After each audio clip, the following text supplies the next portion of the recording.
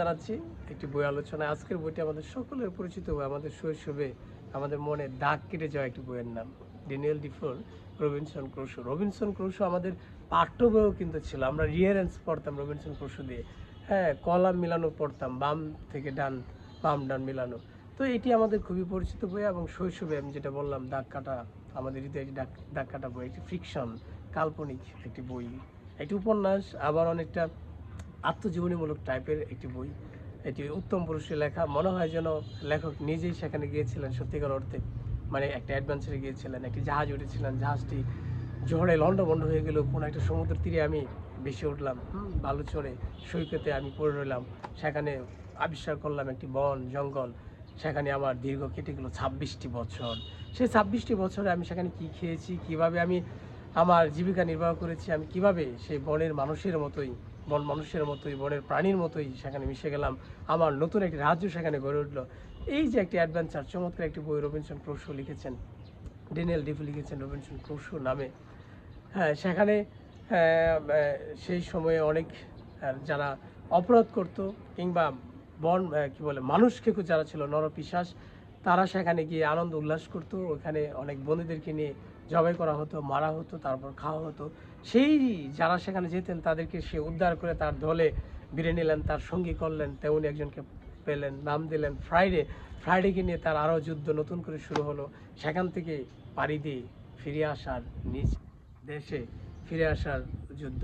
এবং একসময় সেটাও সম্ভব হলো, নিজ দেশে আসলেন, এসে দেখলেন তার বাবা মা কেউ আর বেঁচে নেই, তার নতুন দুজন ভাই বোন হয়েছে, কিন্তু তাদেরকে সে তো কখনো দেখেনি, শুনেও নি। 26 বছর 27 বছর পর সে এসেছে, তাদের সাথে কোনো পরিচয় নেই, কেউ তাকে চিনলো না। তার যত সয় সম্পত্তি ছিল এইগুলো বিভিন্ন প্রপার্টিগুলো বিভিন্ন ব্যবসায়ী কাজে লাগিয়ে দিলেন, কিছুটা বিক্রি করলেন এবং কিছুটা ফ্রাইডেকে দিলেন, এবং তিনি আবারও অন্য একটা দেশের উদ্দেশ্যে চলে গেলেন। এবং তিনি যেহেতু একজন ভ্রমণ পিপাসু মানুষ, অ্যাডভেঞ্চার প্রিয় মানুষ, তিনি চিন্তা করলেন আবারও এমন কোনো ভ্রমণে যাবেন। একা একা বসে থাকা তার পক্ষে আসলে সম্ভব নয়।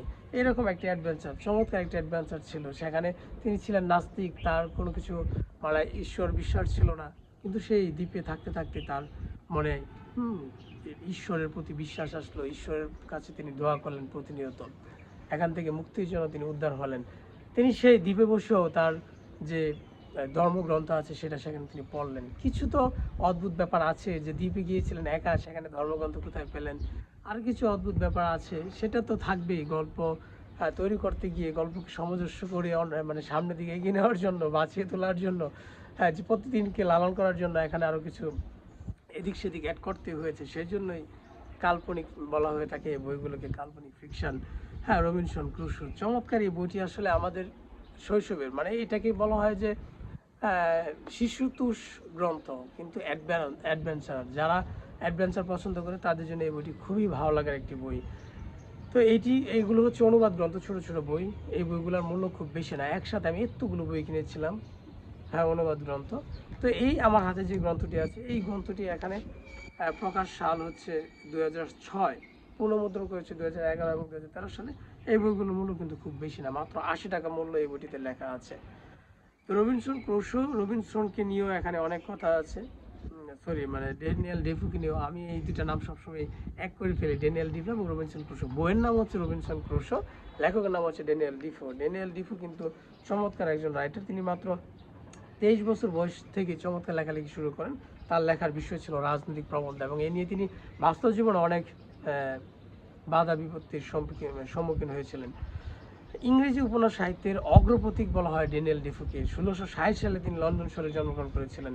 তার বাবা ছিলেন একজন কসাই এবং চর্বি বিক্রেতা। তো একজন কসাইয়ের ছেলে জগৎ বিখ্যাত একজন লেখক হয়ে উঠেছেন। হ্যাঁ, কারো কারোর মধ্যে তিনি ছিলেন কসাইদের প্রধান। এই পরিবার ফু নামে পরিচিত ছিল। 40 বছর বয়সে ড্যানিয়েল তার পদবি ফু বদলে ফেলে নাম দিয়ে ফেলেন ডিফো, ড্যানিয়েল ডিফো। 13 বার ধনী হয়েছি, 13 বার হয়েছি দেউলিয়া। তিনি ড্যানিয়েল ডিফো তার ব্যক্তি জীবন নিয়ে একটি উক্তি করেছেন যে আমি জীবনে 13 বার ধনী হয়েছি, 13 বার হয়েছি দেউলিয়া। মানে জীবনে উত্থান পতন থাকবেই। মোট কথা, ব্যবসা করতে গেলে সফলতা কোনোদিনই আসেনি তার।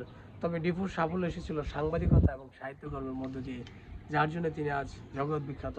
বিস্তারিত আর না পড়ছি, বইটির মূল কথাগুলো বইয়ের ফ্ল্যাপে যেটুকু লেখা আছে সেটুকু একটু পড়ে শোনাতে চাই। ইহা একটি উপন্যাস, আমি বলেছি একটি কাল্পনিক উপন্যাস, ফিকশন এবং শিশুতোষ অ্যাডভেঞ্চারাস উপন্যাস বলা হয়ে থাকে এটিকে। ড্যানিয়েল ডিফোর, রবিনসন ক্রুশো দুঃসাহসিক এবং রোমাঞ্চকর সমুদ্র অভিযানের কাহিনী। অষ্টাদশ শতাব্দীর প্রথম পর্যায়ে রচিত এই উপন্যাস আজও জনপ্রিয়তার শীর্ষে রয়েছে। এই উপন্যাসের মূল নায়ক রবিনসন ক্রুশো। সমুদ্র অভিযানে বের হয়ে জাহাজ ডুবে হয় তার। জাহাজের সব যাত্রী সমুদ্রে নিমজ্জিত হয়।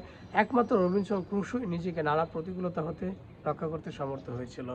অনেক কষ্টে সে একটি দ্বীপে গিয়ে ওঠে। সম্পূর্ণ জনমানবহীন নির্জন সেই দ্বীপে নিজেকে ভয়ানক অসহায় মনে হয় তার। তবুও দমে যায় না সে। পরিত্যক্ত জাহাজ থেকে মালপত্র, খাবার দাবার এনে একটি পাহাড়ি গুহায় জড়ো করে শুরু হয় এই জনমানবহীন দ্বীপে তার জীবন সংগ্রাম। নানা রোমাঞ্চকর পরিস্থিতির মুখোমুখি হয় সে। নির্জন এই দ্বীপে নিজেকে কিছুটা গুছিয়ে নেওয়ার পর হঠাৎ করে একটি ভয়াবহ ব্যাপার ঘটে যায়। একদিন বেলাভূমিতে ঘুরতে গিয়ে দেখে কিছু মানুষের পায়ের ছাপ। পরবর্তীকালে সে আবিষ্কার করে এই ছাপগুলো নরখাদক এবং নরখাদক এক মানব গোষ্ঠীর, যারা বন্দীদের এখানে ধরে এনে কেটে কুটে পুড়িয়ে খায়। এই ঘটনা রীতিমতো প্রভাব ফেলে ক্রুশোর ওপর। একসময় এই ভয়াল নরখাদকদের মুখোমুখি হয় সে। তাদের কাছ থেকে উদ্ধার করে একজন বন্দীকে। ফ্রাইডে নামক এই বন্দী ক্রুশোর সাথে নিজেকে একাত্ম করে ফেলে। এরপর নানা রোমাঞ্চকর ঘটনা ঘটতে থাকে এই দ্বীপে নরখাদকদের কেন্দ্র করে। একসময় এই নরখাদকদের কাছ থেকে বেশ কিছু বন্দীকে উদ্ধার করে ক্রুশো এবং তাদেরই সহায়তায় সে সভ্য জগতে ফিরে আসে। পরবর্তীকালে বিদ্রোহী নাবিকদের নিজ আয়ত্তে এনে ক্রুশো তার নির্জন দ্বীপ উপনিবেশ গড়ে তোলে। নানা ঘাত প্রতিঘাত, অন্তর্দ্বন্দ্ব এবং রোমাঞ্চকর অভিজ্ঞতায় পূর্ণ এই উপন্যাস। চমৎকার একটি শিশুতোষ উপন্যাস। শিশুতোষ আসলে এই উপন্যাসটি সকলের জন্যই, যারা রোমাঞ্চকর পছন্দ করেন। এই রোমান্স প্রেমের রোমান্স নয়, অ্যাডভেঞ্চারাস এবং এই যে একটি নির্জন দ্বীপে নিজেকে যুদ্ধের সাথে মানে যুদ্ধ করে করে নিজেকে মানিয়ে নেওয়া, সামনের দিকে এগিয়ে যাওয়া, ভবিষ্যতের মুখী হওয়া যে আমি একদিন এখান থেকে উদ্ধার পাবোই। এবং এই যে অ্যাডভেঞ্চারসগুলো এগুলো আসলে সকলেরই প্রিয়, সকলেরই ভালো লাগার বিষয়। তারপরে আমরা শিশুতোষ বলে থাকি কারণ অ্যাডভেঞ্চার প্রিয় আমরা সাধারণত শৈশবকালে হয়ে থাকি। হ্যাঁ, ইয়াং যুবক বয়সী মানুষ অ্যাডভেঞ্চ প্রিয় হয়, মধ্য বয়সে আর কি অ্যাডভেঞ্চ প্রিয় হতে চায় না। সেই জন্য এই বইগুলোকে শৈশবের অ্যাডভেঞ্চার শিশুতোষ বলা হয়ে থাকে। যাই হোক, এই বইটি আমি শিশুকালে শৈশবে পড়েছি, আবার একটি অনুবাদ পড়লাম। আমার কাছে খুবই ভালো লেগেছে আমাদের সেই শৈশবের রবিনসন ক্রুশো। সকালে ভালো থাকুন, সাথে থাকুন। যাদের